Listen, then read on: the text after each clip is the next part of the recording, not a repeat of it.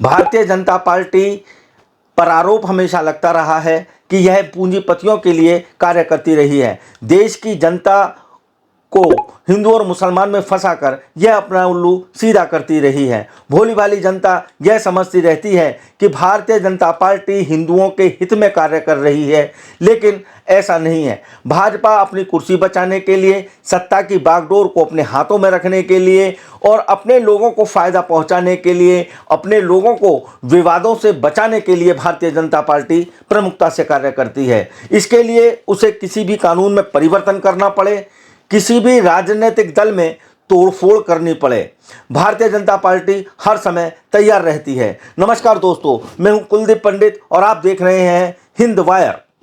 केंद्र सरकार अब वक्फ बोर्ड की जमीन पर कानूनों में परिवर्तन करने जा रही है। एक दो परिवर्तन नहीं, पूरे के पूरे 40 परिवर्तन। चलो अच्छा है, मुसलमानों के अरमानों पर पानी फिर जाएगा। मुसलमान जो बढ़ चढ़ करके बोलते थे, उनकी बोलती बंद हो जाएगी। जो लोग ऐसा समझते हैं वो सावधान हो जाएं, क्योंकि ऐसा है नहीं। ये वो जो समझ रहे हैं वो लोग गलत हैं। वक्फ बोर्ड के कानूनों में जो परिवर्तन किया जा रहा है, वो परिवर्तन रिलायंस के चेयरमैन मुकेश अंबानी के मकान एंटीलिया को बचाने के लिए किया जा रहा है। हम आपको सूक्ष्म में बता देते हैं कि वक्फ बोर्ड की स्थापना 1954 में पंडित नेहरू ने की थी। 1964 में इसको और अधिकार दे दिए गए थे। वक्फ बोर्ड की जमीन एक तरह से दान में मिली हुई जमीन होती है, जो कि धार्मिक शिक्षा व अनाथालयों के लिए प्रयोग में लाई जाती है। वक्फ बोर्ड की देश भर में बहुत जमीन है। इसमें से सबसे बड़ा हिस्सा भारतीय सेना के पास है, कुछ हिस्सा रेलवे के पास है। हिंद वायर की पड़ताल में यह सामने आया है, जिसे सुनकर के आप चौंक जाएंगे। दोस्तों, मुंबई में जिस जमीन पर मुकेश अंबानी का आलीशान मकान एंटीलिया बना हुआ है, वह भी वक्फ बोर्ड की जमीन में है। सन 2002 में 41,532.39 स्क्वायर मीटर भूमि यह खरीदी गई थी, जिसमें उस समय जिसकी कीमत 21 करोड़ 50 लाख रुपए थी। यह पैसा अदा भी कर दिया गया, लेकिन तभी से यह भूमि यानी कि मुकेश अंबानी का जो मकान है एंटीलिया, यह विवादों में रहा है। जब इस पर विवाद हुआ तो इसकी जांच एक रिटायर्ड जज हैं AT शेख, उनको सौंप दी गई थी। उनको जब यह जांच सौंपी गई थी तो उन्होंने 2002 वर्ष के शुरू में यह जांच सौंपी गई थी। वर्ष 2002 के अगस्त माह में चैरिटी कमिश्नर ने इसे सही पाया। नवंबर 2002 में ही यह आदेश पारित कर दिया गया कि उक्त जमीन को मुकेश अंबानी के नाम पर ट्रांसफर कर दिया जाए। ऐसा ही कर दिया गया। तब बहुत से मुस्लिम नेताओं ने इसका विरोध किया था। कांग्रेस के नेता हैं अनीश अहमद, उस समय के, उन्होंने इसका खुल करके विरोध किया था और उन्होंने वक्फ बोर्ड के वक्फ बोर्ड की जमीन पर ऐतराज जताते हुए कहा था कि वक्फ बोर्ड में 9 सदस्य हैं, जबकि 5 सदस्यों ने इसको हरी झंडी दी है कि इस भूमि को मुकेश अंबानी को दे दिया जाए। वक्फ बोर्ड के कानून के अनुसार ऐसे मामलों में 2/3 बहुमत होना आवश्यक है। वक्फ बोर्ड के कानूनों में सन 1995 की धारा 23(2) का खुल करके उल्लंघन हुआ है। अनीश अहमद ने यह बात खुल करके कही है। तत्कालीन वक्फ बोर्ड के अध्यक्ष MA अजीज, हारून सोनकर और MA पटेल पर भूमि की सौदेबाजी करने का आरोप लगाते हुए उन्होंने कहा है कि इन लोगों ने इस जमीन को बेचने के लिए अहम भूमिका निभाई है। इसका मामला मुंबई हाई कोर्ट में इस समय चल रहा है, क्योंकि जो नेता हैं कांग्रेस के, उन्होंने इस संबंध में रिट दायर की थी। वर्तमान में यह मामला बिल्कुल फैसले पर आने वाला है। जो भी निर्णय हो, कोर्ट जो भी है अपना फैसला सुनाएगी। वहीं इसी बात को लेकर अंबानी के घर एंटीलिया के मकान की जो नींव है वो तक हिल गई है।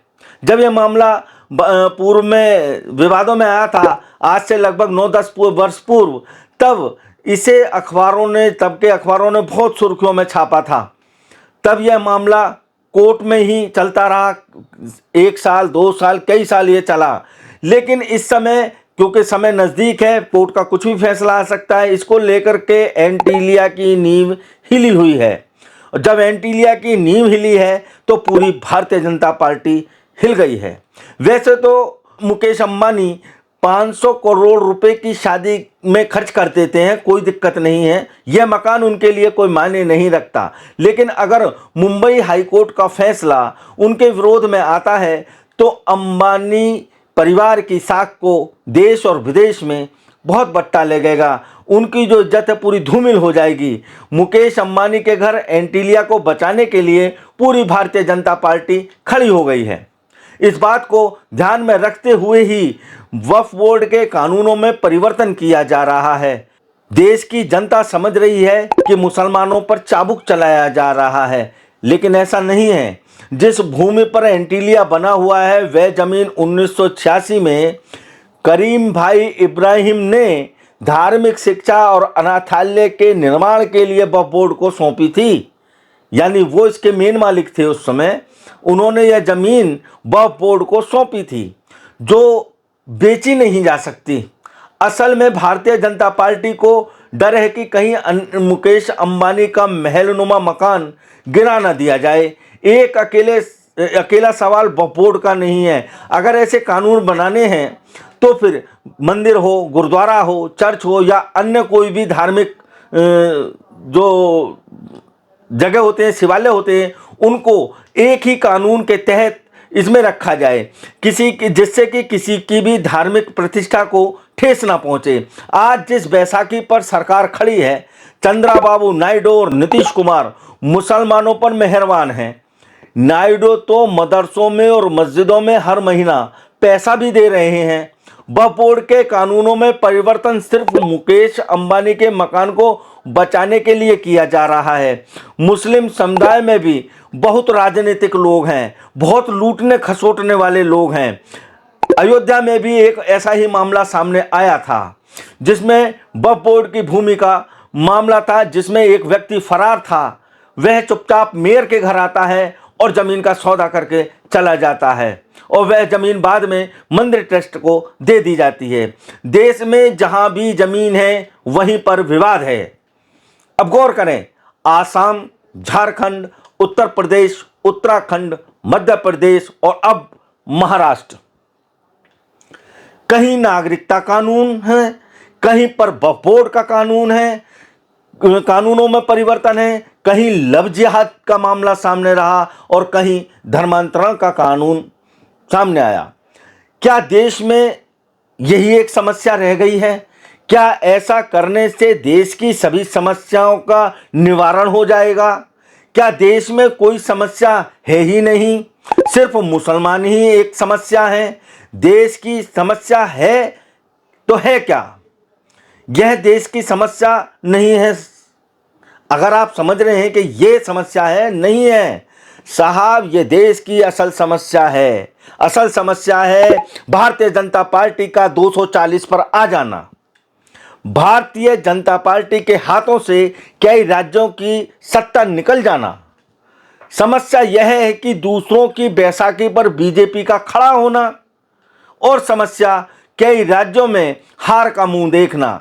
इसीलिए कुर्सी बचाओ अभियान शुरू कर दिया गया है।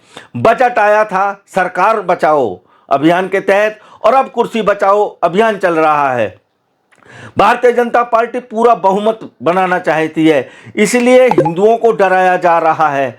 आपको लोकसभा चुनावों में बोले हुए जो चुनावी भाषण हैं उनकी याद दिलाते हुए हम हल्का सा बता देते हैं। मंगलसूत्र, भैंस चोरी जैसे उदाहरण आप समझ गए होंगे मैं क्या कहना चाह रहा हूं। ऐसे बहुत सारे उदाहरण हैं और अगर अपने दम पर सरकार बनानी है तो देश का जो तबका है, जो सनातन लोग हैं, जो हिंदू लोग हैं, उनका 80% मतदाताओं को एकजुट करने की कवायद भारतीय जनता पार्टी करने में जुटी हुई है। लेकिन सभी लोग समझ गए हैं और हिंदुओं और मुसलमान से सिर्फ मोदी और ये जो बात है ये बताई जा रही है कि मुसलमानों से सिर्फ हिंदुओं को मोदी और उनके शाह या अन्य भारतीय जनता पार्टी के लोग ही हमको बचा सकते हैं। लेकिन जबकि ऐसा नहीं है, ये लोग कुछ और करना चाहते हैं। इस खबर में इतना ही। मुझे दीजिए इजाज़त। अगली बार फिर आपसे मुलाकात होगी किसी और खबर पर। जय हिंद, जय भारत, जय संविधान।